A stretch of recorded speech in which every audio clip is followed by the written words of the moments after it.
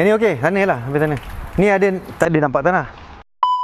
Ni buat sampai panjang ni? Ya, betul. Formula ujung mana? Jalan berapa? 8? Formula daripada sebelum? 7. Oh, 7. Sampai? Sampai ujung tu. Sam tu ujung. Sini belah ni tak komplain Dia buat sebab komplain sebab apa? Sebab air melimpah? Betul pepaya ni. Okey. Sekarang ada longkang dah clean. Okey lah. Maksudnya sebelum ni sebab komplain lah. Ya. So kita buat longkang ni. Okey. Longkang nampak elok. Dia punya finishing okey. Cuma yang sekarang ni yang masalah daripada mana?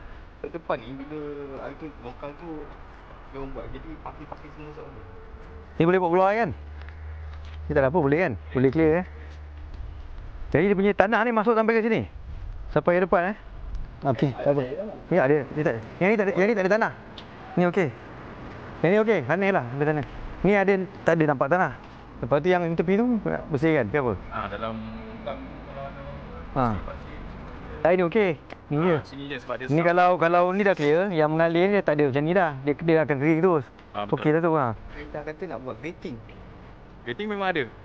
Memang ada tapi kita belum siap lagi. Nanti dah siap kita letak. Tak apa, yang dia orang punya hal kat sini. Dia orang akan selesaikan yang ni.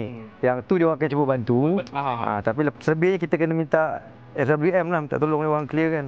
Sedut apa yang patut kan.